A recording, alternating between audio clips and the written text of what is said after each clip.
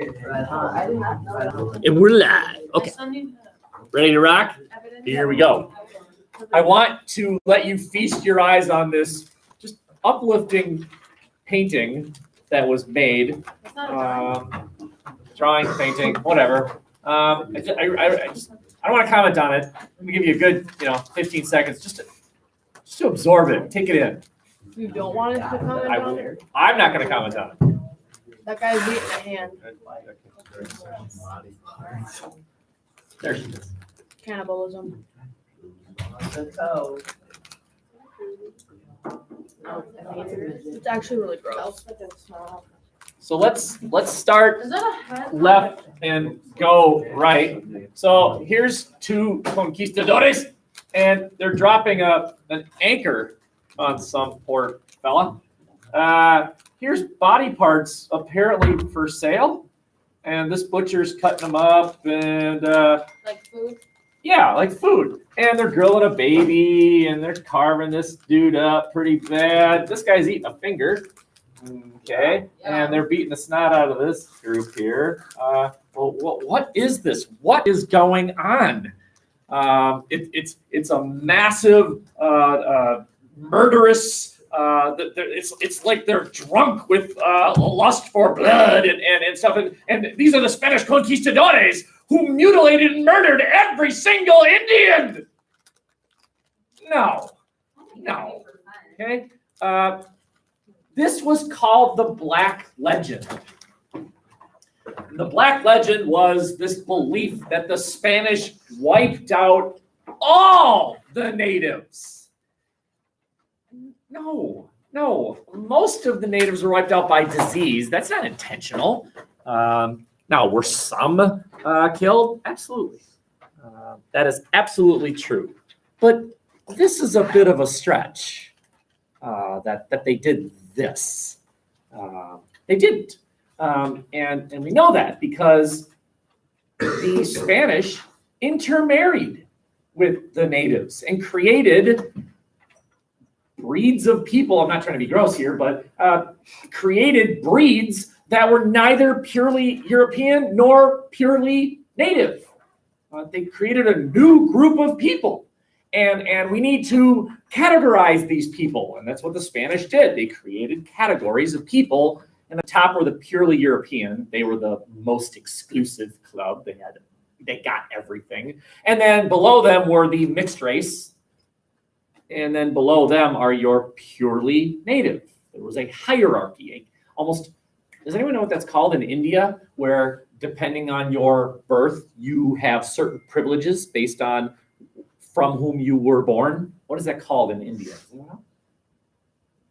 It's called the caste system, right? A caste system.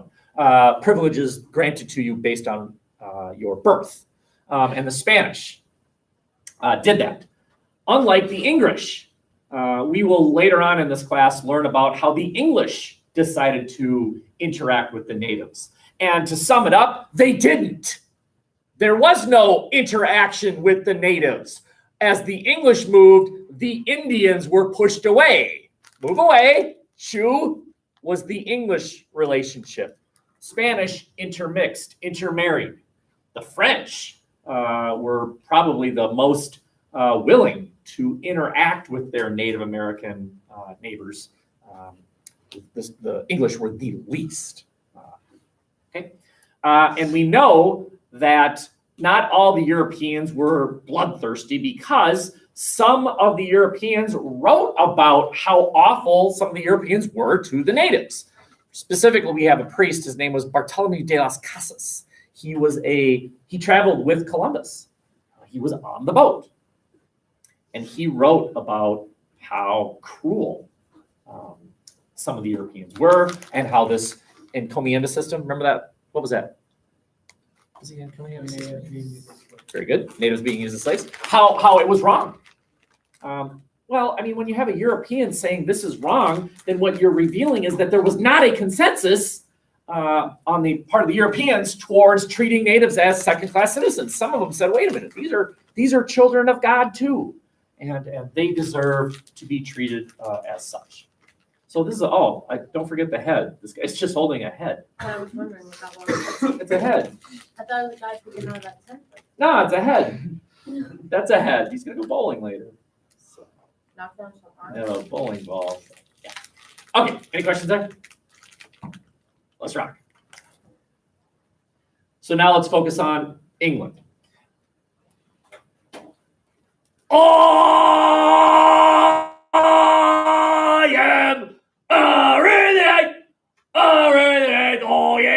am a redneck, I am. Everybody, I am a redneck,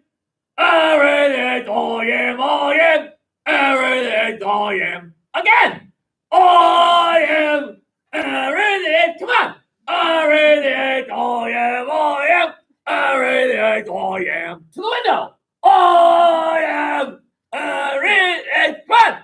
A redhead. A little louder. I am a redhead. I am. To the ceiling. I am a red. I don't hear you. A red. Are the words too complex? Yeah. What are the words? I don't know what you're saying. I am a redhead.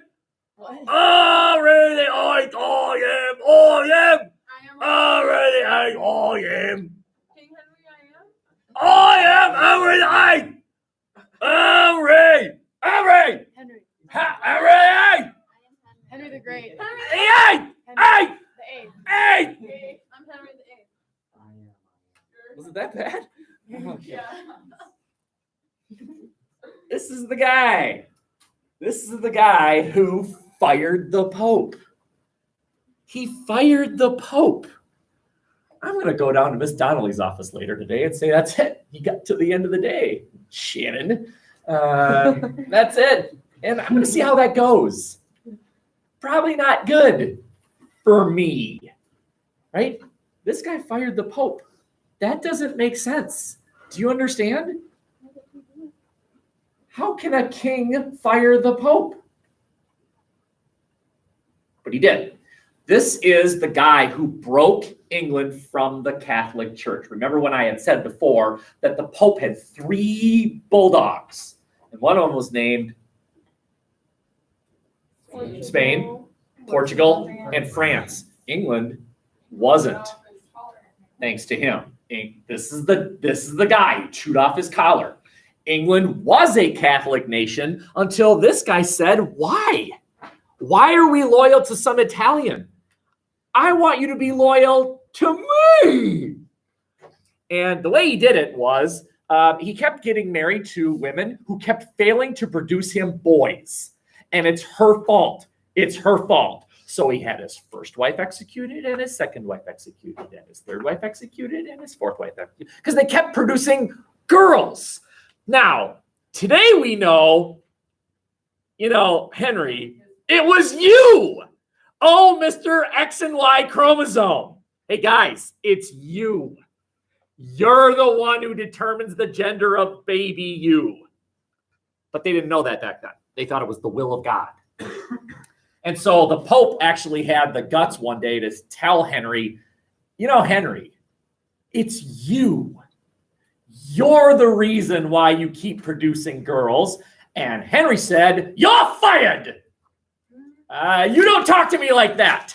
And at that moment, he ordered all priests in England to convert to the new religion, the religion with him as Pope.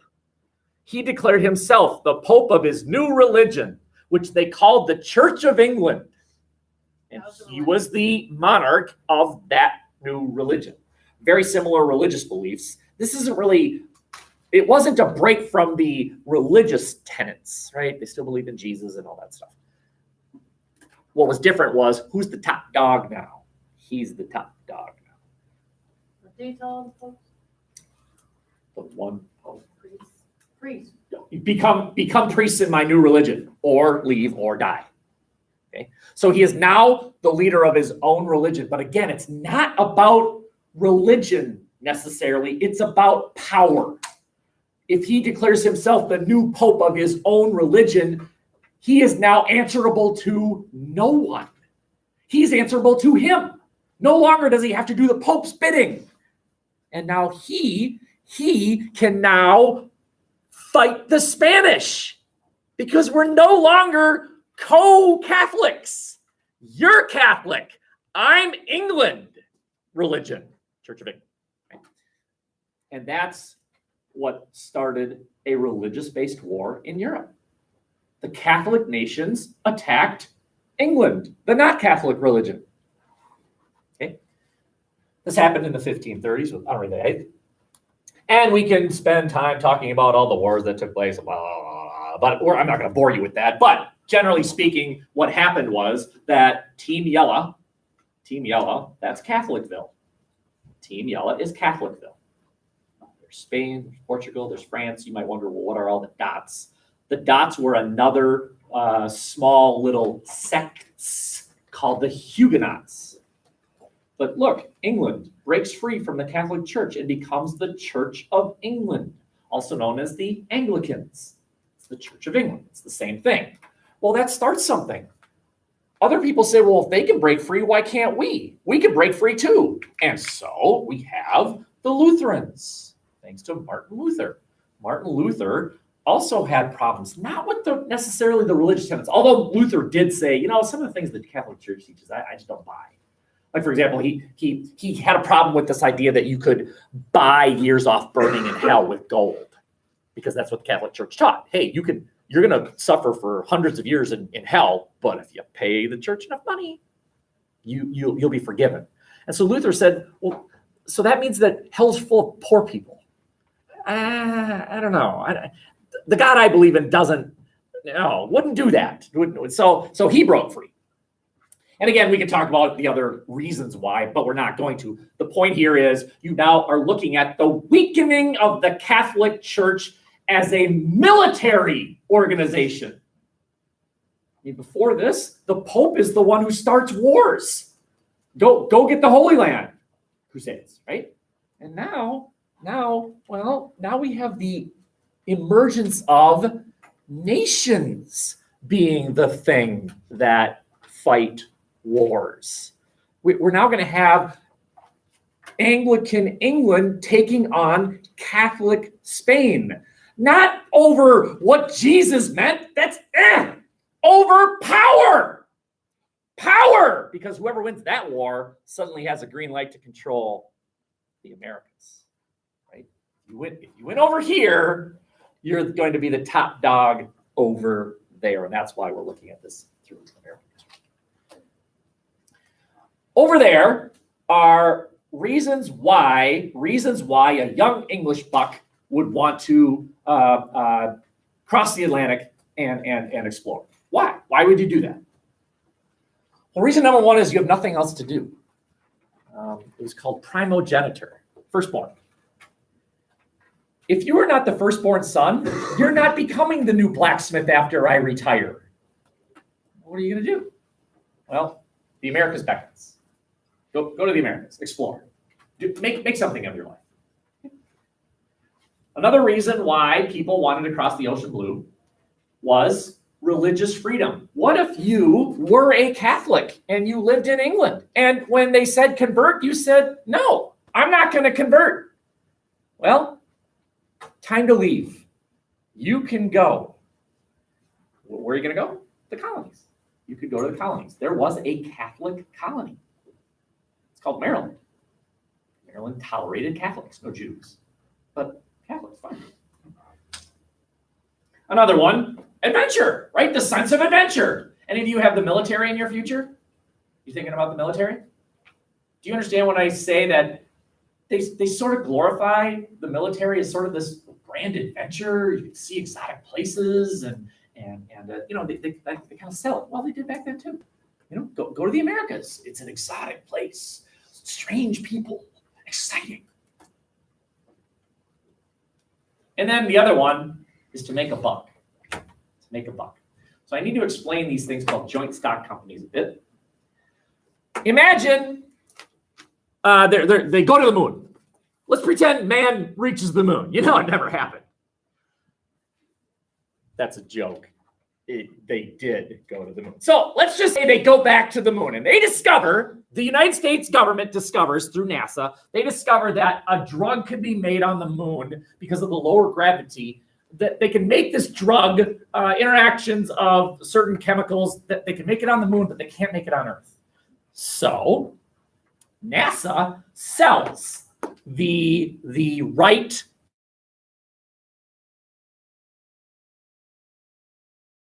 it now has permission from the US government to make a drug on the moon. So they hire you. You are now going to go to the moon. Who's paying for you to go to the moon? Parapharmaceutical. Parapharmaceutical is paying for you to go to the moon. Who's going to pay for your housing on the moon? You know, they build a dome, right? Who's going to pay for that? The pharmaceutical company. Who owns the plant? The pharmaceutical company. Okay. Now imagine that the moon is called the 13 colonies.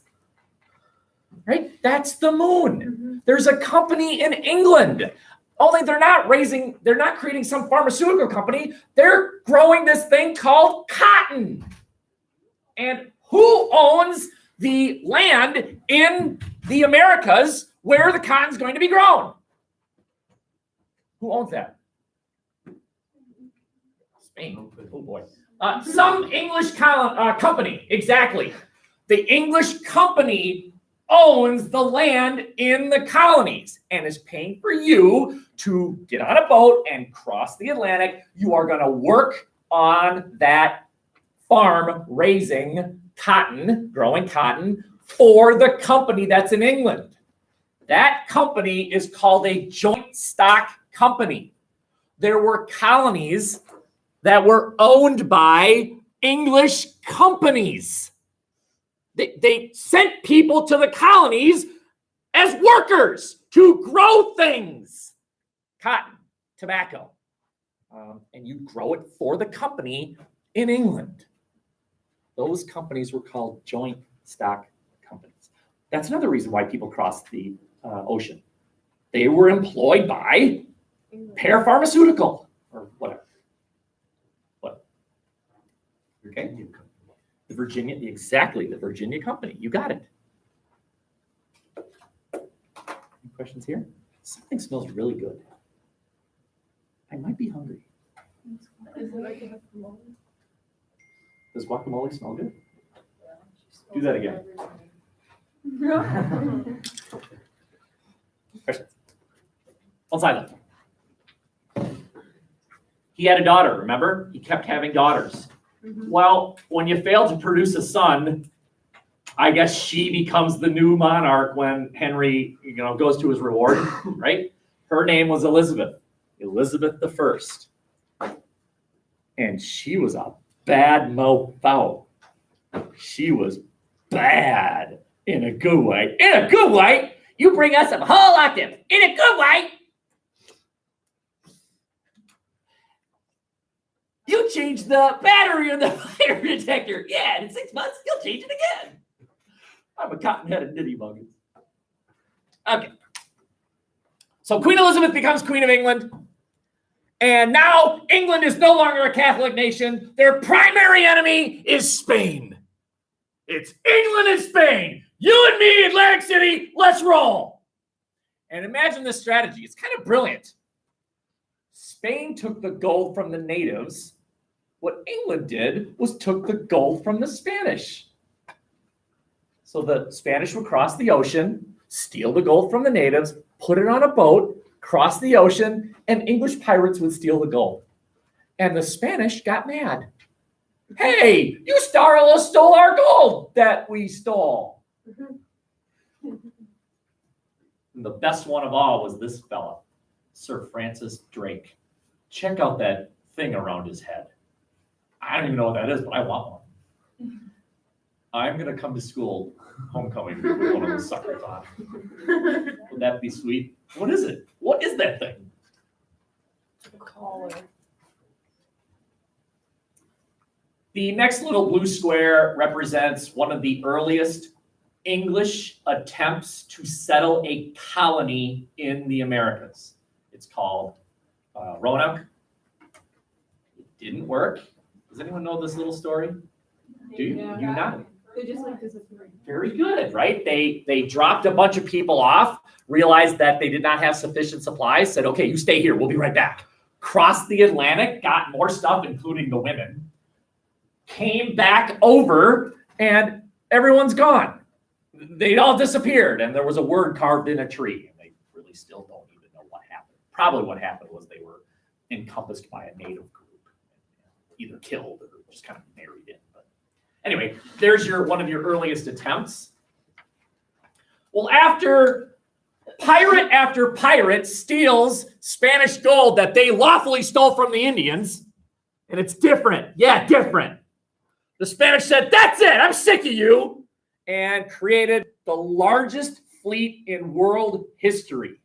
They called it the Armada. And in 1588, they launched an invasion attempt of England. This is a war with many different factors. We're Catholic, you're Anglican. You keep stealing our gold that we rightfully stole, right? We need to bring you back into the Catholic faith. The Pope wants you back to being Catholic, and so we're going to take you on. On the way to England, a storm wiped out about a third to a half of the Spanish Armada. And then the English defeated the rest. It was a butt kicking. And the English beat the Spanish. And that's the beginning of the end of the Spanish Empire, right? Yesterday I showed you huge chunks of North America, all of Central America, most of South America. That's on the best day in Spain's life as a power was the day before this happened. From this point on, it's a steady decrease in Spain's being a player.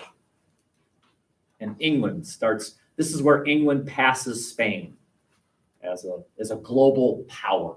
Now, of course, they're not done. The Spanish still control Central America, most of South America, most of Western North America, but it's on a downward slope. So England is now past Spain. Later on, they defeat France, another Catholic nation. England is now the European power. England is going to be the one that really dominates colonial control in North America. Okay. The end. Any questions?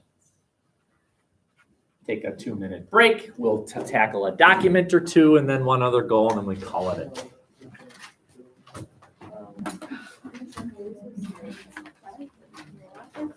Wait, so what did Drake do? Drake was a pirate. He stole gold from the Spanish. Okay. I just need to find another. Let's make it a goal. We're going to finish Columbus today. So the last two.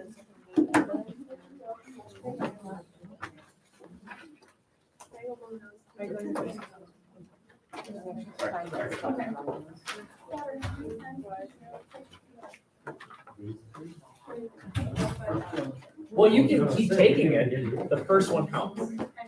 But yeah, you can take it up.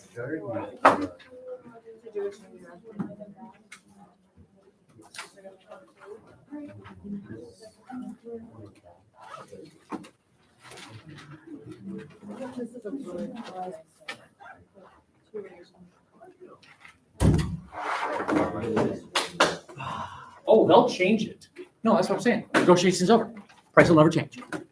Yeah, it will. No, it won't. Yeah, it will. No, it won't. What do you think?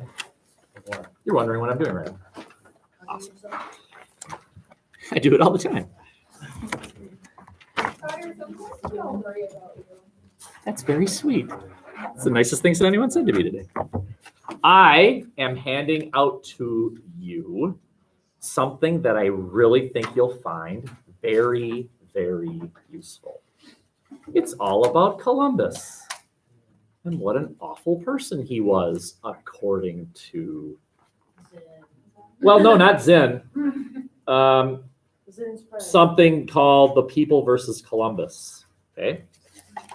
I'm going to be handing out other things as well. but I'm handing this out first because, of course, you need historical evidence for Zinn's argument. Here. Your fault. Your fault. I'm all about blame. By the way, rock and dance on that video. Yes, you showed moves that I don't know who's better, him or Schultze. Who knew Schultze was as hilarious he is? He is one funny guy. That's funny, yeah. No, he's funny. Oh, Mr. Erickson is funny too. Erickson, yes. Yeah. Although I gotta admit, I'll say this: if it were my vote, the band one is phenomenal. Yeah, That that was really good. really, really No, I good. got the, How'd you like mine? What was yours? Homeroom was not voted. I like the office and one. you just like it because it was a cult. The office one was very good. Where'd they get the things and helmet thing? Band room. It's a Oh. secret. You guys have the helmets? Yeah, the band wears those for the marching band, and the choir wears those robes. Here's all of our ideas. So funny. Yeah, and then we got the stick and jack. When we were doing it, I had to go away. I think they were like the two that were shooting the two. Is that from the Wizards of Oz? Like when the soldiers walk around, they go. Yeah. Yep. Wizard of Okay, Oz. that's right. I do. Can I give it to you in a bit? Okay. Let's attack document. What is it? 5. Okay. Who read it? Not I. You two. You two read it. Okay, we'll be fine. So of course it's document 5. It's Schweikert and Allen. Again, it's Schweikert with a T. Schweikert.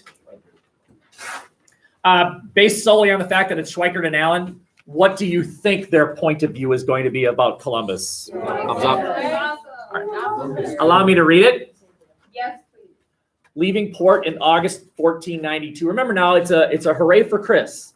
Leaving port in August 1492, the expedition eventually passed the point where the sailors expected to find Japan, generating no small degree of anxiety, whereupon Columbus used every managerial skill he possessed to maintain discipline and encourage help. The voyage had stretched to 10 weeks when the crew boarded on mutiny, and only the captain's reassurance and exultant, oh my God!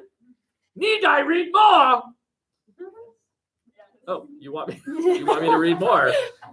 All right, finally they saw some land. Oh, actually the last sentence is delish.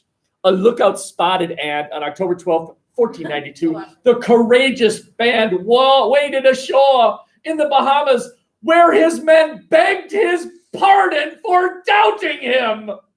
Oh, Chris, please forgive us for doubting you. I pardon thee. I pardon thee. He graciously pardoned them. What a guy, right? What a brave man. And I'm not necessarily saying this didn't happen. Okay? It may have happened.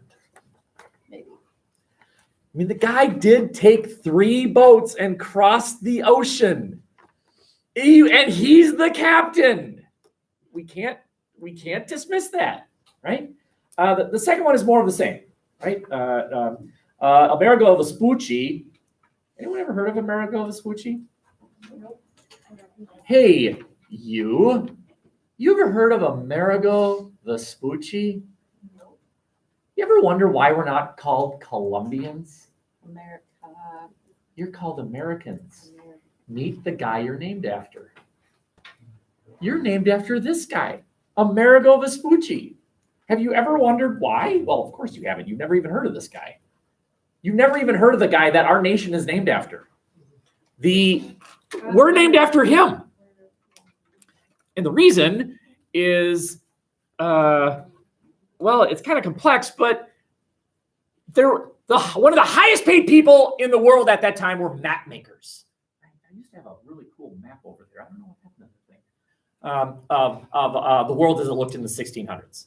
And these were people that stood on the crow's nest of boats, and they mapped as you went. And so Amerigo was on one of the three boats.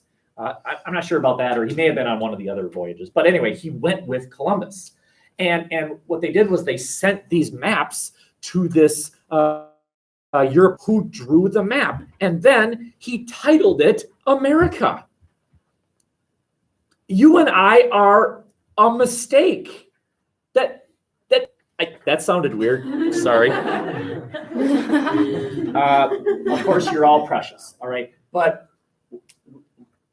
we shouldn't have been called Americans. It was just a decision to title the map America when, and I'm not saying we should have been called Colombians, because that's suggesting that European stuffing the flag into the ground was somehow justified. And I'm not suggesting that at all, but it's just really weird that we're called Americans. What did he do? Anyway, so he wrote letters to friends. He described the New World. His self-promoting dispatches circulated sooner than Columbus's own written accounts, and as a result, this term American soon was attached by geographers to the continent in the Western Hemisphere that should have by right been named Columbia. We should have been called Colombians, according to Schweikert and Allen, which is an amazing statement, isn't it? I mean, he's saying that the European claim to the Americas was justified by right. We should be named after this guy, not some Amerigo guy. What did he do? This guy was the one. But if Columbus did not receive the honor of having the New World named for him, and if he acquired only temporary wealth in favor of Spain, his place in history was never in doubt.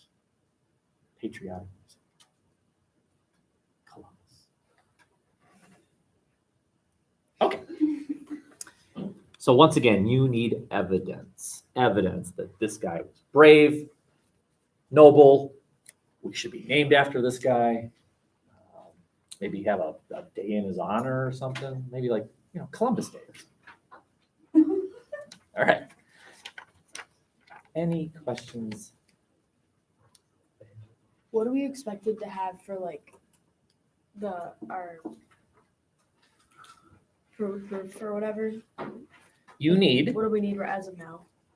Well, you should have 2 pieces of evidence that proves that Columbus was an awful person, and 2 pieces of evidence that he was a sweet dude. Right? 2 pieces of evidence each. And then what you're going to do is you're going to make a decision. Which side do you think is the more persuasive?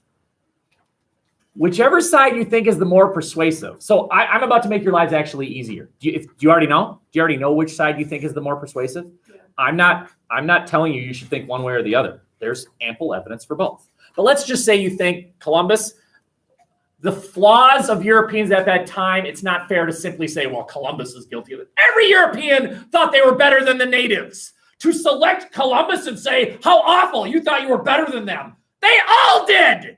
That was the common belief at the time.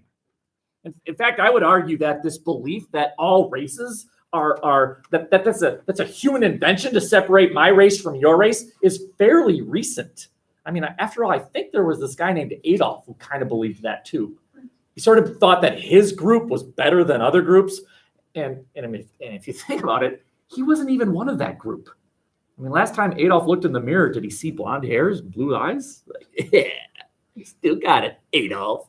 No, but this belief that my group is better than your group it's a common phenomenon up till fairly recently as a widely held belief. So to single out Chris and say what an awful person thinking he's better, come on. I mean, that was the common belief at the time. Okay, so let's just say you believe Chris, thumbs up. Did he have his warts? Yep, but on the whole, good. You need 2 pieces of evidence for that and 1 piece of evidence for no, he wasn't. Right? If you know which side you're on, you need 2 pieces of evidence for that side and 1 for the other side. If you don't know, then I would suggest finding 2 of each. Okay? But if you know, 2 and 1. Okay? Now, I have made your life a bit easier in that I just gave all of you a piece of paper that I do think you'll find pretty helpful as a piece of evidence. I don't want to talk too much about it, so I'll just let you make some conclusions about that on your own. For Monday, let's reassign the next series of documents. Issue number 2 is the European justification for colonization. So we would call these documents 7, 8, 9, and 10. 7, 8, 9, and 10, right? Why did the Europeans colonize the Americas? Why'd they do that? Zinn has his view of why they did it. And you can imagine that according to Zinn, those reasons would be greed, self-centeredness, arrogance. Whereas Schweikert and Allen are probably going to go more with to help them, to civilize them, to modernize them, right? Well, which one's more persuasive? Christianity to healthy lands. To spread Christianity, exactly, to heathens, right? Heathen. Right. So I'm numbering you 7, 8, 9, 10. 7, 8, 9, 10. That's the document you are responsible for come Monday, right? Who said it? Perspective on why the Europeans did what they did. What was it? Ready to talk about it. Ready? Here we go. 7, 8, 9, 10. 9. 7, 8, 9, 10. 7, 8, 9, 10. 7, 8, 9, 10. 7, 8, 9, 10. 7, 8, 9, 10. 7, 8, 9, 10. 10. Okay? Honestly, it might take you 3 minutes to do this. Remember, the documents are overwhelmingly long. I think it went there. 10. 10, 9, 8, 7, 6. No, wow. Wait, No, okay. There's no 6. 7, 8. Wait, that means it's 7. 10, 9, 8, 7. No, I'm 10. Yeah, 12. 10, 10, 10. Wow, there's all. I'm a 10.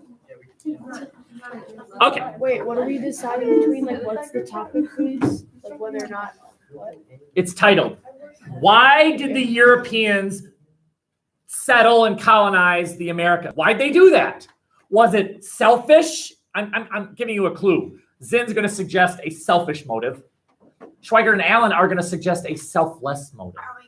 We're here to help you, say Schweikert and Allen. Now we're here to help us, says Zinn. Which one is the more persuasive? Are we going to need evidence eventually? Eventually, you will need 2 pieces of evidence for both sides. Unless you know which side you're going to side with, then you'll need 2 for that side, 1 for the other side. Okay? Just to frighten you, what you do with the 2 pieces of evidence is you use one in its own paragraph, arguing the side you agree with. You use the other one to refute the side you disagree with, which you first prove with the evidence that you have for that side, but then you say, but this is wrong, because look at this. So you use both in different parts of your essay. I will teach you.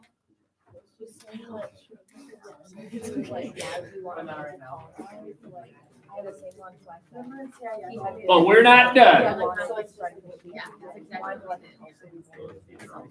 Yeah. So it wasn't like Agree paragraph. for But that's their.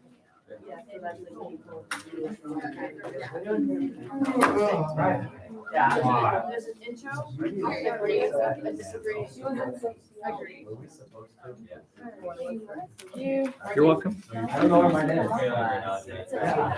When you write a paper, Oh, guess what? and then you do an agree paragraph and you do a disagree Is that paragraph, what and you're then you doing? write another paragraph saying, but that is not. Don't worry about it. Yeah, I might be. I'll probably. If I can write a paper,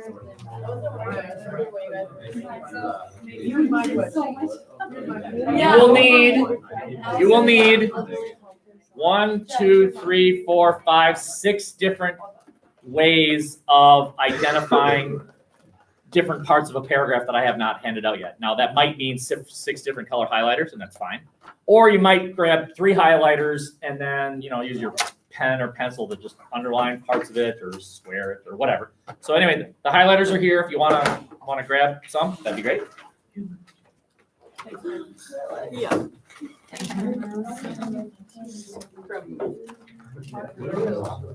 There's more cleans today. No, yesterday they heard from. They heard from cleans. Is this So I have, as an example, in blue, This your thing is topic still going? sentence, in green, your document evidence, in hot pink, historical evidence, in yellow, your analysis. Oh, I guess you only need 5. 5. Then my other one will be pencil. Camera. It's still going. Right. The camera got it. Why is it? We just watched a video about how you're not supposed to trick people. Or if you do, you pick them up and then you thumbs up. Oh, to the yeah. camera. Oh, that one was cute. The one where Logan, you need was it highlighter? Tracy and yeah, and then suddenly Logan. other people are there. That was funny. What color do you want? We're in the background. What? You can like tell when Grace. Okay. Yeah. Okay, I would need them already. X equals 2. I didn't do it on purpose. I did it on purpose. It was fun. Oh, why?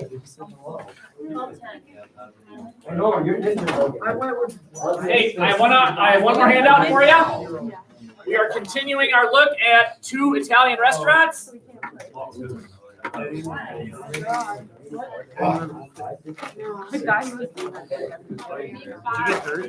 Five?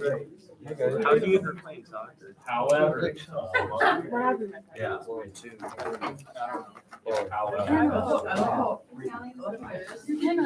I get hurt like that. I snap the quarterback and then 6 people. You take Actually, why is there 2 yellows? here you go. Katala. Why is there 2 yellows?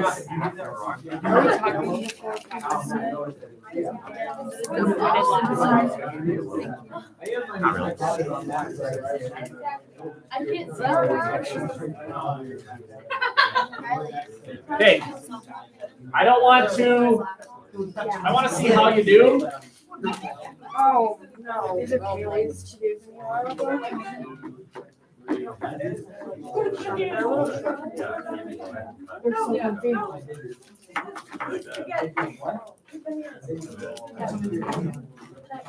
right.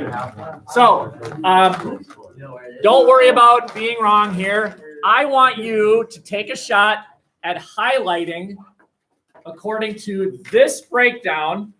Oh, that's not going to be useful to you. Okay. This is the way you will learn how to write paragraphs in this class. That every paragraph that you write in an essay needs a topic sentence, document evidence, historical evidence, analysis, that's your 2 cents on the matter. What does this mean? Why is it important? How does this fit in? And then sometimes you'll need to refute it. You'll say, but this is wrong because look at this historical evidence. So this is another piece of historical evidence, a second piece of historical evidence. How many of you had me for sociology or world and conflict? Do you recognize that this is slightly different than what you learned before? The way you learned how to write in those easy classes was that you made your claim and then you had document evidence, which you then immediately refuted with historical evidence. Here, we're adding something. You have to prove it and then disprove it. You have to say, now it appears this is true because look at this piece of evidence, blah, blah, blah, blah, blah. And then you say, but it's wrong because of this second piece of evidence. Now that will happen in your essay, which is in mid-October, in 2 paragraphs. It will happen in 2 paragraphs. If you have no idea what I'm talking about, just relax. I promise you will. But this is going to be a 6-paragraph essay. It's going to be a 6-paragraph essay. You're going to write your intro, where you're going to ask the question and have a roadmap and provide a thesis. And then you're going to have a paragraph. Let's just say you think Columbus, good guy. You're going to have a paragraph arguing that some people claim he wasn't.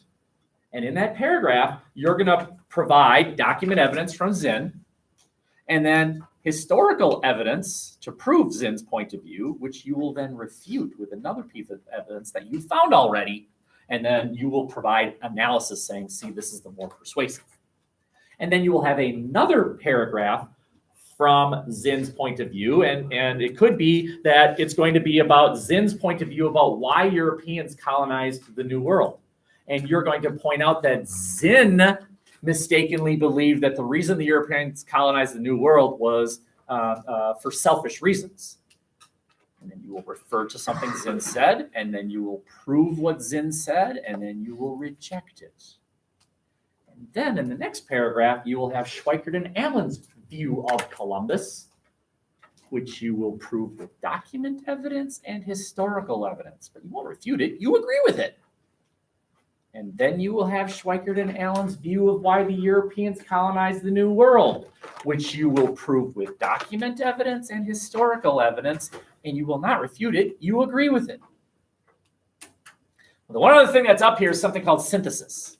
Synthesis is where you say, gee, that's a whole lot like this. And you could, and I'll allow you to do this one time, you could say, Columbus, he reminds me of Hitler. Explain what Hitler did, and then you say, see, that's just like Columbus. That's synthesis. Synthesis is when you go to another time period and you say, this is just like that. And you do it one time in the entire essay. Somewhere you need synthesis, okay? So having said all that, what I want you to do is look at this paragraph that I just handed out to you and color code it. What do you think is going on? Okay, don't be afraid to be wrong. If you'd like, I'll give you another copy of this thing. Fine. Just give it a shot. What's up, Gary? Got another copy already.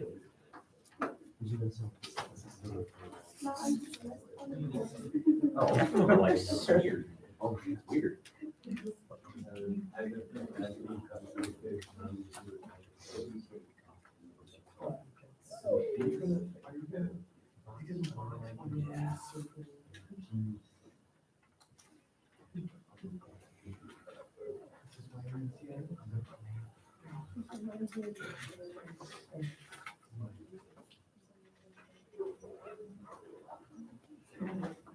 Oh, shoot. We're starting over again.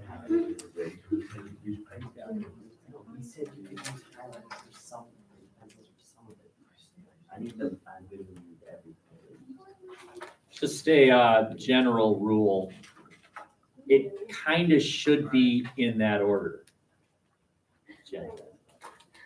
Not necessarily so, but the topic sentence is going to be first. That's going to be first.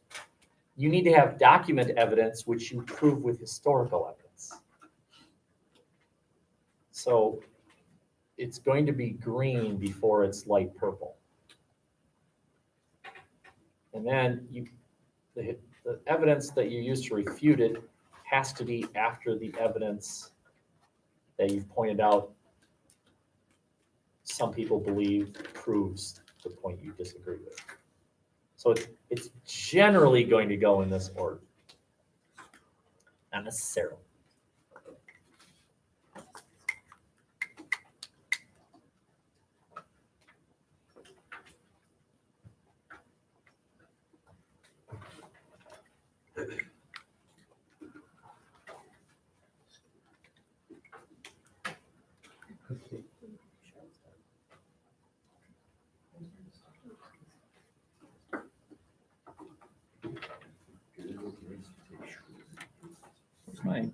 Where's my creative highlighters? Oh.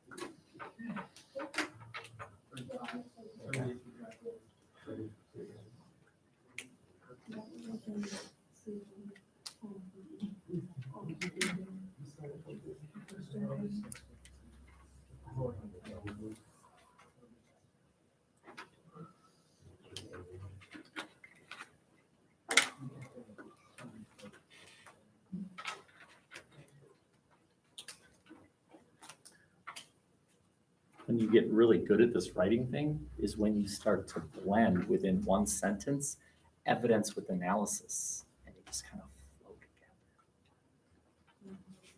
Sort of see it in this thing.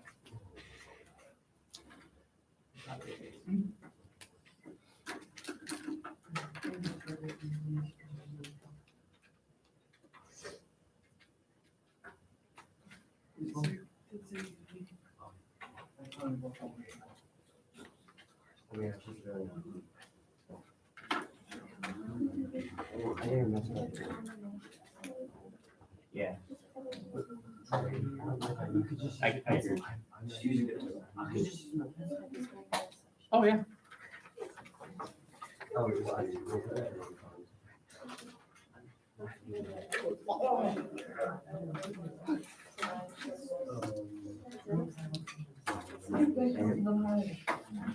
Anyone else need a new one? Because you.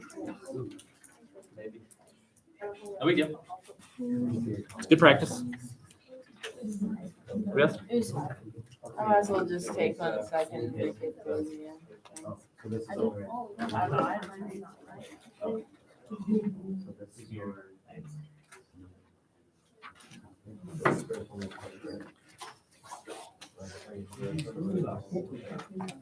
All right, one more minute.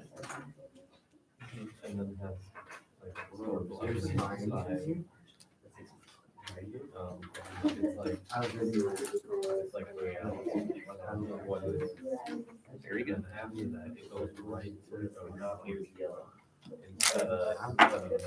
Are you gonna show us what it's supposed to be? Oh, yeah. So Hannah here said something adorable. And she said, are you going to show us what it's supposed to be?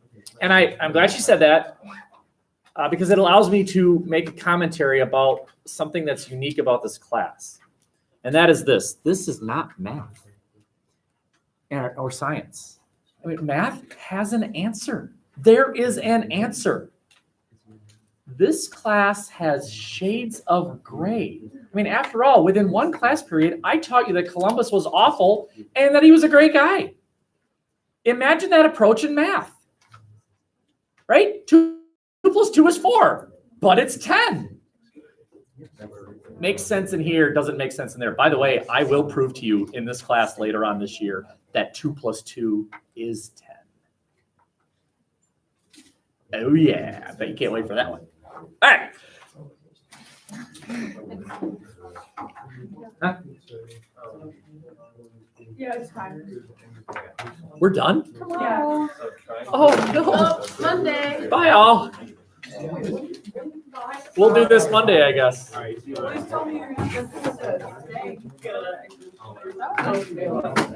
Oh, that went fast.